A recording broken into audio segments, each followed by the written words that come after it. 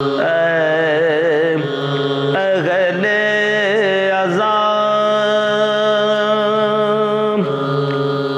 عذاب کے دن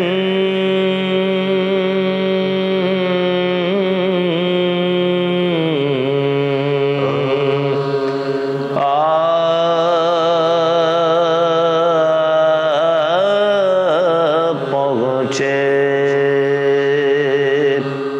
اعوذ باللہ من الشیطان الرجیم، بسم اللہ الرحمن الرحیم، الحمد للہ رب العالمین، والصلاة والسلام علی سیدنا محمد وعلی اہل بیتہ الطیبین الطاہرین، اللہم صل علی محمد وآل محمد، اما بعد فقد قال اللہ الحکیم فی کتابہ الکریم، اعوذ باللہ من الشیطان الرجیم، بسم اللہ الرحمن الرحیم، بل سولت لکم انفسکم امرا فصبر جمیل عسى اللہ ان یأتینی بہم جمیعا انہ هو العلیم الحکیم، اللہم صل علی محمد وآل محمد۔ معزز سامعین، عنوان گفتگو ہے عزاداری۔ میں نے آپ کے سامنے سورہ مبارکہ یوسف کی 83 نمبر آیت تلاوت کی ہے۔ اس آیت کا ترجمہ آپ کی خدمت میں پیش کرنے سے قبل عزا کے لفظی معنی آپ کی خدمت میں پیش کرنا چاہتا ہوں۔ عزا، اس کا اگر روٹ ورڈ دیکھا جائے جسے ہم کہتے ہیں مصدر، تو عین، ذا اور یا، یہ 3 حروف ہے، عین، ذا اور یا، عزایا۔ اور عزایا کا معنی جو لغت کے اندر ہے وہ ہے صبر۔ لہذا اگر اس اعتبار سے دیکھا جائے تو عزاداری کا جو معنی ہے وہ ہے صبرداری، صبر کرنا۔ ایک دوسرے کو جب ہم کہتے ہیں کہ تعزیت پیش کرنا، یعنی صبر کی تلقین کرنا،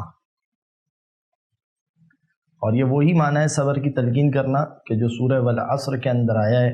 یہ صبر کی تلقین بھی ایک مصداق ہے اس کا، والعصر ان الانسان لفی خسر الا الذین آمنوا وعملوا الصالحات وتواصوا بالحق وتواصوا بالصبر۔ ایمان والوں کی ایک صفت یہ ہے کہ وہ ایک دوسرے کو صبر کی تلقین کرتے ہیں، اور یہاں پر کوئی خاص جہت بیان نہیں کی گئی کہ کس صبر کی تلقین کرتے ہیں، مگر جو بھی چیز جو ہے وہ دائرہ صبر میں آتی ہو اس کی تلقین کرتے ہیں۔ یہ بھی جو ہے وہ ایمان والوں کی ایک علامت ہے۔ تو اب آپ یہاں پر ایک سوال پیدا ہوتا ہے کہ اگر عزا کا معنی صبر کرنا ہے تو ہماری جو رسومات عزاداری ہے، کیا یہ صبر سے منافات نہیں رکھتی؟ کیا یہ صبر سے ٹکراتی نہیں ہے؟ کانٹرڈکشن نہیں ہے ان رسومات کے درمیان اور صبر کے درمیان؟ ایک سوال یہ پیدا ہوتا ہے۔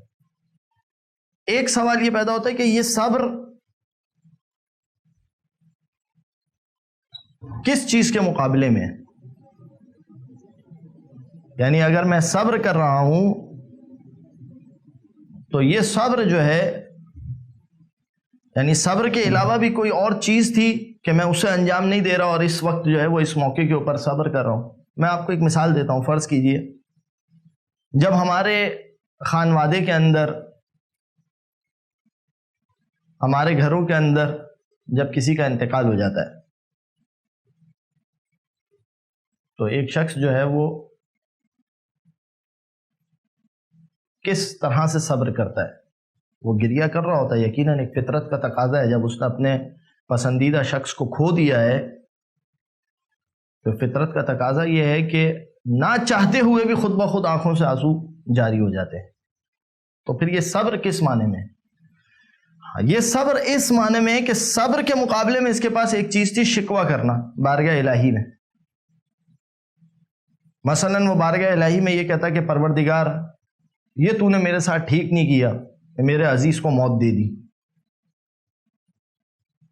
یا پروردگار یہ تو نے میرے ساتھ ٹھیک نہیں کیا کہ میرے بڑھاپے میں میرے جوان بیٹے کو تو نے موت دے دی.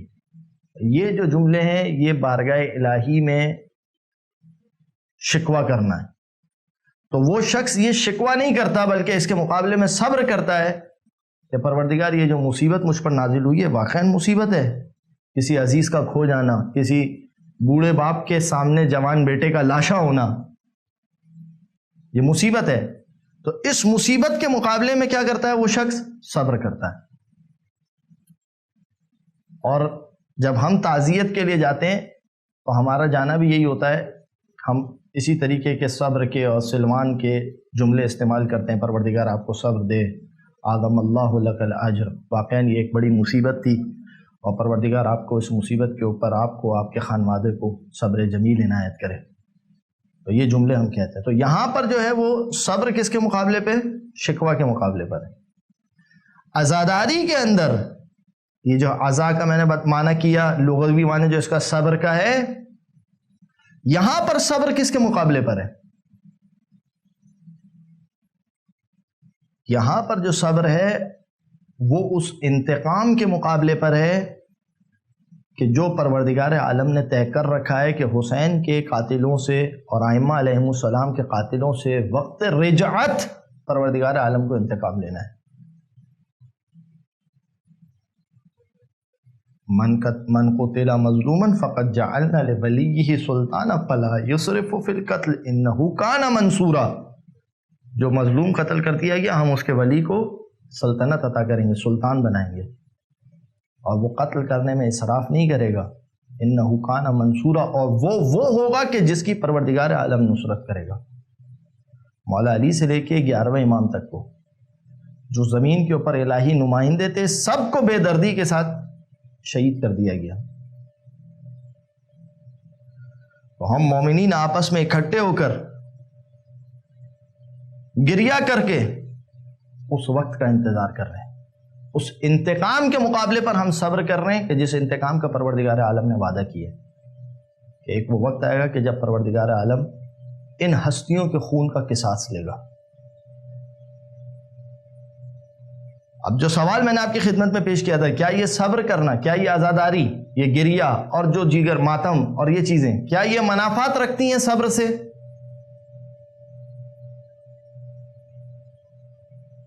جواب ہے نہیں.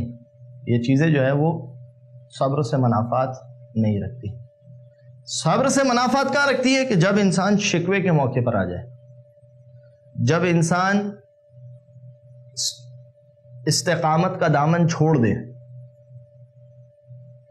جب انسان جسے پروردگار عالم نے مؤخر کیا ہے اسے معجل کرنے کی کوشش کرے، اسے معجل کرے کہ بس یہ چیز جو ہے وہ ابھی انجام پا جائے. یہ چیزیں صبر سے منافات رکھتی ہے. ورنہ گریہ کرنا کسی عزیز کو کھونے کے اوپر یہ ایک فطری عمل ہے، یہ ایک محبت کا تقاضا ہے، یہ ایک حب کا تقاضا ہے کہ انشاءاللہ بھی میں اس کے اوپر کچھ معروضات آپ کی خدمت میں پیش کروں گا. اچھا، اب ہم جو یہ میں کہہ رہا ہوں کہ نہیں یہ صبر سے منافات نہیں رکھتا، کیا قرآن سے ہمارے پاس اس کے اوپر کوئی شاہد ہے؟ جی ہاں، بالکل ہے. وہ ہے کہ جو میں نے آپ کے سامنے سورہ مبارکہ یوسف کی 83 نمبر آیت آپ کے سامنے تلاوت کا شرف حاصل کیا. تسلسل کے ساتھ کہ چند آیتیں آپ جو ہے وہ اسے ملاحظہ فرمائیں.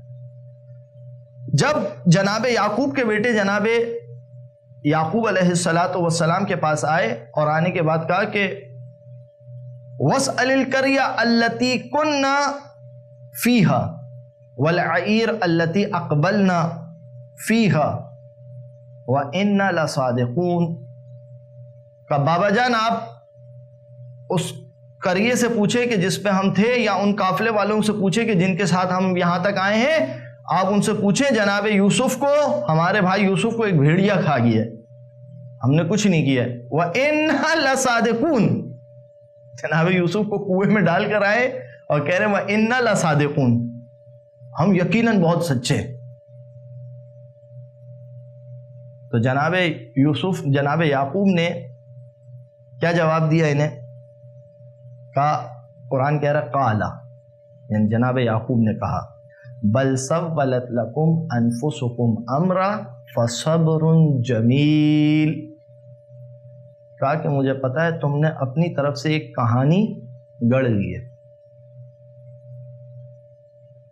فصبر جمیل، میں انشاءاللہ اس پر بہترین طریقے سے صبر کروں گا، صبر جمیل، بہترین طریقے سے میں صبر کروں گا۔ کہاں تک صبر کروں گا؟ عسى اللہ ان یأتینی بہم جمیعا، شاید کہ میرا پروردگار، انشاءاللہ میرا پروردگار میرے سامنے یہ سارا ماجرا لے آئے گا۔ انہ هو العلیم الحکیم، میرا پروردگار جاننے والا بھی ہے اور میرا پروردگار حکیم بھی ہے، حکمت والا بھی ہے۔ یہ کس نے جواب دیا؟ جناب یعقوب نے۔ غور طرف جو جملہ ہے آیت کے اندر، جناب یعقوب کیا کہہ رہے ہیں؟ فصبر جمیل، میں بہترین طریقے سے صبر کروں گا۔ صحیح ہے، یہ نبی اللہ کے جملے جو خود قرآن نے بیان کر دیے، فصبر جمیل، جناب یعقوب کے جملے۔ پھر اس کے بعد آیت نمبر 84 وَتَوَلَّ عَنْهُمْ، اب جناب یعقوب نے ان لوگوں سے منہ پھیر لیا، کیونکہ جنہیں عشق یوسف پتہ ہی نہیں ہے وہ یوسف کی قدر کیا سمجھیں گے؟ یہ تو خود اپنے ہاتھ سے اسے کنویں میں ڈال کر آئے۔ وَتَوَلَّ عَنْهُمْ، جناب یعقوب نے ان لوگوں سے منہ پھیر لیا، اور پھر کیا کہا؟ وَقَالَ يَا أَسَفَ عَلَى يُوسُف، ہائے افسوس میرا یوسف کہاں کھو گیا۔ یہ میں انتہائی سادہ سا ترجمہ کر رہا ہوں آپ کی خدمت میں، ہائے افسوس میرا یوسف کہاں چلا گیا۔ اور کتنا افسوس کیا؟ اسفا کو قرآن کس طرح سے بیان کر رہا ہے؟ وَبِيَزَّتْ عَيْنَاهُ، یہاں تک کہ یعقوب کی آنکھیں سفید ہو گئی۔ آنکھیں سفید ہو جانے کا مطلب کیا ہے؟ یہ تعبیر ہے، بینائی چلی گئی۔ وَبِيَزَّتْ عَيْنَاهُ، جناب یعقوب کیا کہہ رہے ہیں؟ میں صبر کروں گا۔ آیت نمبر 84 میں قرآن کیا کہہ رہا ہے؟ وَبِيَزَّتْ عَيْنَاهُ۔ اگر یہ گریہ صبر کے منافی ہوتا تو قرآن کو آگے کیا کہنا چاہیے تھا؟ کہ یعقوب نے اپنی بات کی پاسداری نہیں کی، لیکن قرآن یہ نہیں کہہ رہا ہے۔ قرآن کیا کہہ رہا ہے؟ وَهُوَ كَظِيمٌ، یعقوب واقعاً بڑا صابر تھا۔ قظیم کہتے ہیں استقامت، قزمہ سکتا، عام طور پر یہ لفظ استعمال ہوتا ہے قزم الغیظ، غصے کو پی جانے والا، اپنے آپ کو کنٹرول میں رکھنے والا تھا یعقوب۔ اچھا، اب آپ اس کے بعد کی آیت دیکھیں، جناب یعقوب کیا کہہ رہے ہیں؟ میں صبر کروں گا۔ قرآن بھی کیا کہہ رہا ہے؟ اگرچہ کہ آنکھیں سفید ہو گئی مگر صابر تھے، مگر وہ کہ جنہوں نے اپنے ہاتھوں سے جناب یوسف کو کنویں میں ڈالا تھا، وہ کیا کہہ رہے ہیں؟ اب ان کی بھی آیت نمبر 85 ان کا بیان کر رہی ہے۔ وہ کیا کہہ رہے ہیں؟ وہ کہہ رہے ہیں جناب یعقوب کو مخاطب کر کے، تَاللَّهِ تَفْتَأُ تَذْكُرُ يُوسُفَ حَتَّى تَكُونَ حَرَضًا أَوْ تَكُونَ مِنَ الْحَالِكِينَ، بابا آپ کب تک یوسف کو یاد کر کے گریہ کرتے رہیں گے؟ کس زمانے تک یاد کرتے رہیں گے؟ حتی تکون حرضاً، یہاں تک کہ آپ شدید بیمار ہو جائیں گے۔ مرض، میم کو ہٹا دے، ہا لگا دے، حرض، حرض کہتے ہیں شدید بیمار ہونا، بیماری جب شدید ہو جائے، یعنی وہ اس کیفیت کو درک کر رہے تھے نا جناب یعقوب کی۔ حتی تکون حرضاً او تکون من الحالکین، یا تو آپ شدید بیمار ہو جائیں گے یا آپ ہلاک ہونے والوں میں سے ہو جائیں گے۔ اس کے باوجود جناب یعقوب کہہ رہے میں صابر ہوں، قرآن بھی کہہ رہا ہے کہ صابر ہو۔ کیفیت کیا بیان ہو رہی ہے؟ ہلاکت کے قریب تک پہنچ جاؤ گے۔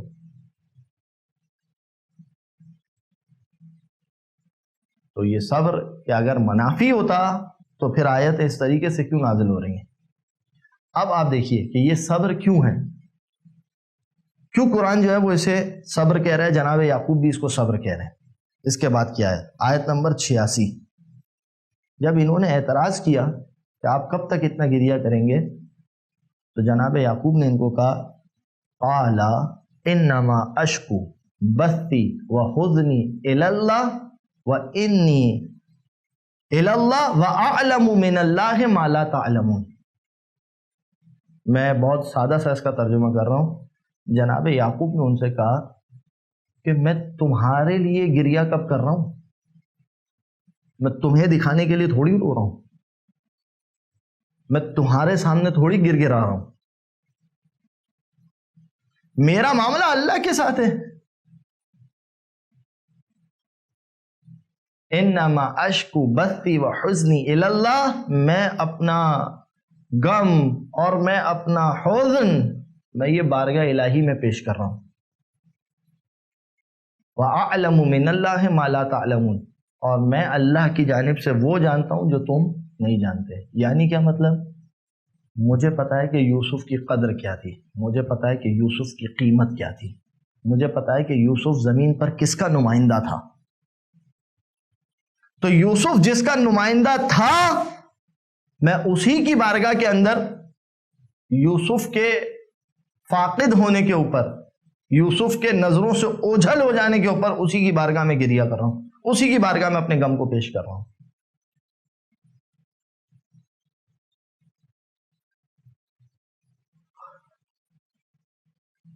تو ہم جو عزاداری انجام دیتے ہیں، ہم جو گریہ کرتے ہیں، وہ ہم لوگوں کو دکھانے کے لیے نہیں کر رہے ہیں کہ دیکھو ہمیں کتنا غم ہے. حتیٰ کہ میں ایک جملہ کہتا ہوں اور اسے انشاءاللہ پازیٹیو وے میں اس کو سمجھا جائے. ایک جو جملہ کہا جاتا ہے کہ جو ہمارا ماتم ہے یہ یزیدیت کے منہ کا تماچا ہے. یہ سائیڈ ایفیکٹ ہوگا، خود بخود ہوگا، لیکن ہم اس نیت سے بھی نہیں کرتے. ہم اس نیت سے بھی نہیں کرتے. ہم کس نیت سے کرتے ہیں؟ ہم اس نیت سے کرتے ہیں پروردگار، جب تو حسین کے قاتلوں کا، جب تو علی ابن ابی طالب کے قاتلوں کا، جب تو حسن مجتبیٰ کے قاتلوں کا، جب تو فاطمہ زہرا سلام اللہ علیہا کے قاتلوں کا، جب تو ائمہ اہل بیت علیہم السلام کے قاتلوں کا، جب تو تیرے نمائندے کے قاتلوں کا انتقام لے گا، اس دن پروردگار یہ ہمارا گریہ یہ تیری بارگاہ میں اس لیے ہے کہ اس دن ہمیں مقتولین میں سے شمار کرنا، قاتلین میں سے شمار مت کرنا. ہم نے قاتلوں سے اپنا رشتہ توڑ دیا. ہمارا یہ گریہ امام زمانہ کی بارگاہ میں، مولا ہم آپ کے ساتھ ہیں، پروردگار ہم تیرے نمائندے کے ساتھ ہیں. ہم ان کے ساتھ نہیں ہیں کہ جنہوں نے حسین کے اوپر، جنہوں نے علی ابن ابی طالب کے اوپر، جنہوں نے سید الشہداء علیہ الصلوۃ والسلام کے اوپر ان مظالم کو ڈھایا ہے. لہذا یہ صبر سے منافات نہیں رکھتا، یہ چیزیں صبر سے منافات نہیں رکھتی، بلکہ کیا ہے، یہ میں نے آپ کی خدمت میں عرض کیا، یہ عشق کا تقاضا ہے، یہ فطرت کا تقاضا ہے. یہ میں اور آپ اپنے معاشرے میں دیکھتے ہیں، مسلسل میں اور آپ ان چیزوں کا مشاہدہ معاشرے میں کرتے ہیں. کیا مشاہدہ کرتے ہیں؟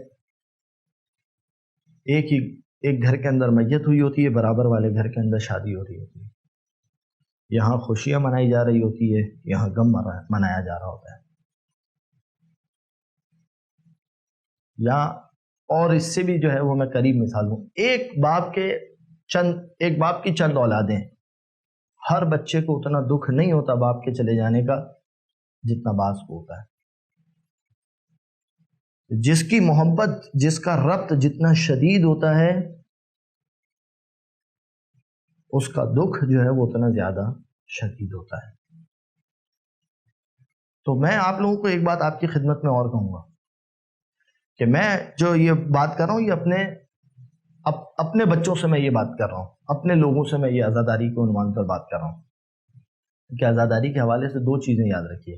ایک عزاداری کو محفوظ رکھنا ہے اور دوسرا اس کی صحیح صورت پر محفوظ رکھنا ہے کہ یہ ہمارا گریہ، یہ ہماری عزا، یہ ہماری تعزیہ داری جب ہے ہی پروردگار عالم کی بارگاہ میں، جب ہے ہی امام حجت کی بارگاہ میں، تو ہمیں یہ دیکھنا ہے کہ وہ کن چیزوں سے راضی ہیں.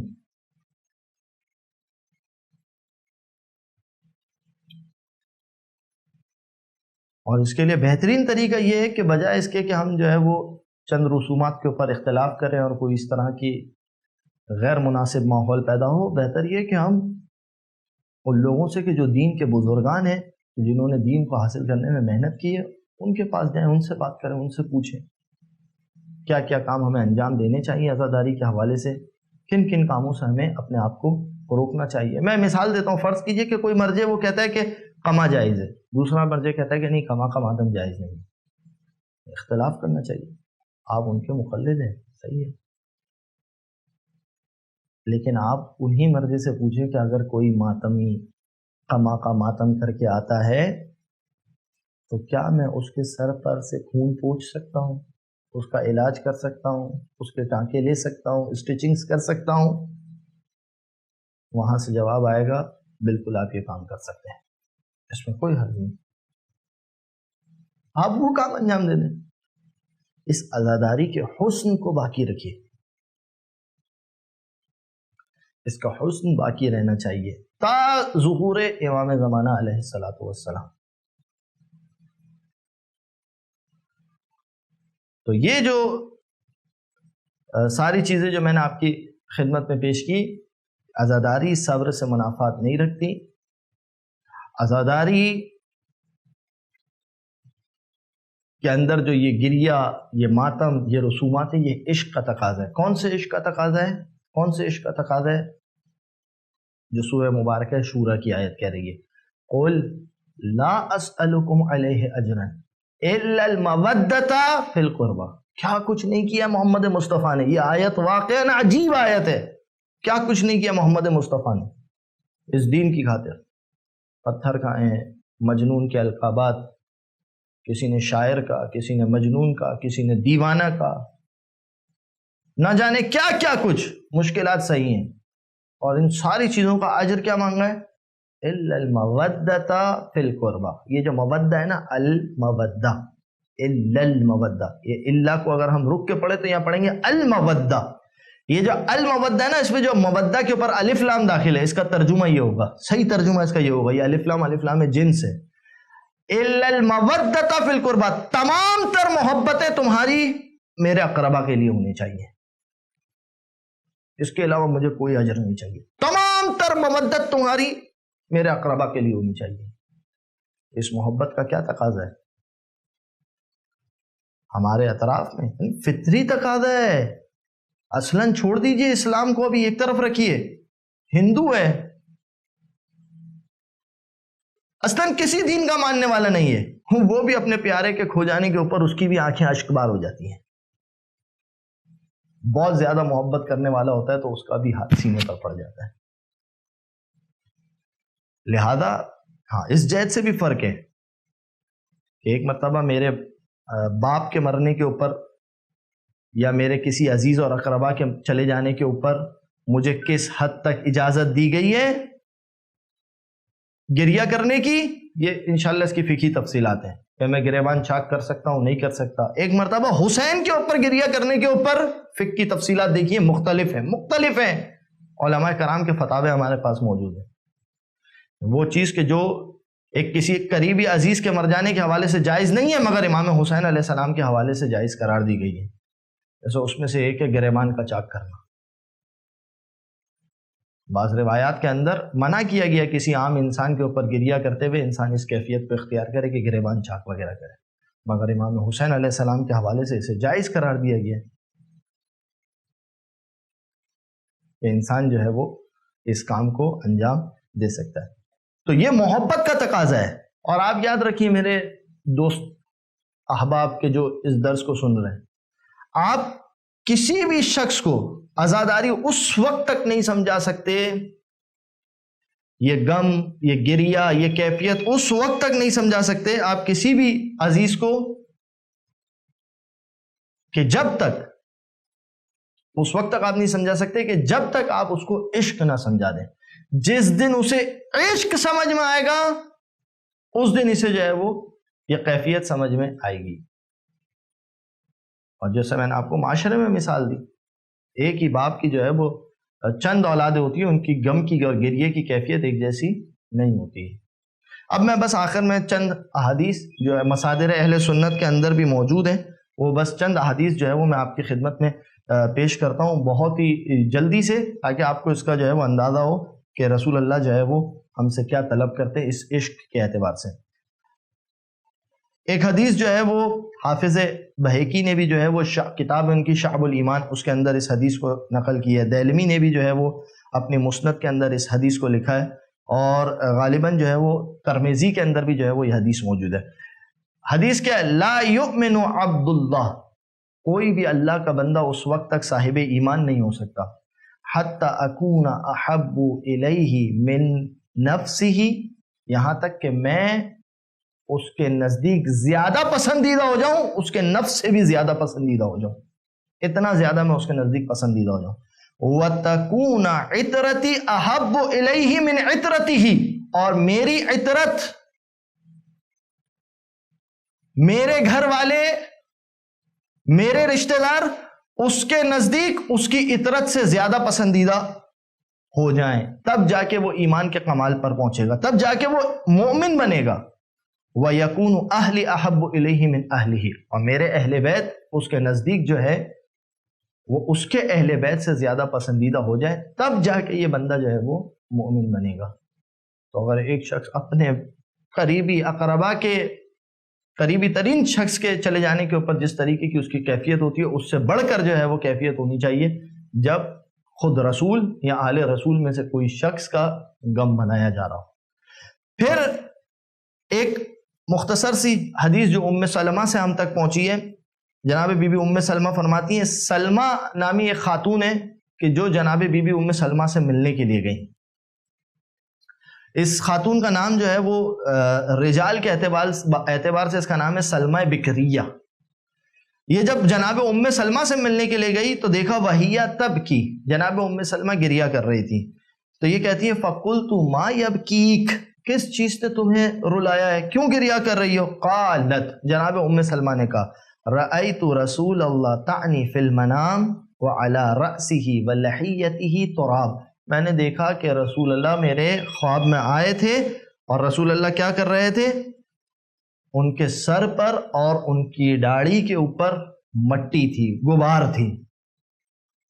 فقلت، تو میں نے کہا یا رسول اللہ ما لک یا رسول اللہ، یہ کیا ہو گیا آپ کو، یہ آپ نے کیسی حالت بنا رکھی ہے؟ قال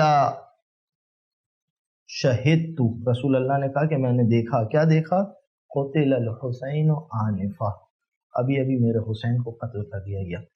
حسین کے غم میں رسول اللہ کی کیفیت کیا ہے؟ سر پر مٹی ہے، داڑھی پر مٹی ہے، تو کم سے کم آپ اتنا کر لیں۔ اس کیفیت کو، یہ کیفیت تو آپ کے اعتبار سے بھی سنت ہوگی جب رسول خدا کی یہ حالت ہے۔ تو بس میں جو ہے وہ یہاں پر اپنی بات کا خلاصہ کرتا ہوں کہ اہم جملہ یہ ہے کہ ہماری عزاداری کس کے لیے؟ نمائندہ الہی کہ جس کے ساتھ ظلم کیا گیا، جس پر ظلم ڈھایا گیا ہے، تو ہم ادھر ادھر کسی کو دکھانے کے لیے یہ کام کر نہیں رہے۔ ہمارا گریہ، ہمارا سلسلہ، ہمارا غم، ہمارا حزن امام حجت کی بارگاہ میں کہ جو وارث ہے اس خون کا، اور اس پروردگار کی بارگاہ میں کہ جس کے یہ لوگ نمائندے تھے۔ لہذا ہمیں ادھر ادھر کی آوازیں نہ سننے کی ضرورت ہے، اور ہم انہیں اس وقت تک سمجھا ہی نہیں سکتے کہ جب تک وہ اہل بیت کے عشق سے صحیح طریقے سے قریب بھی نہیں ہوں گے۔ وآخر الدعوانا ان الحمد للہ رب العالمین۔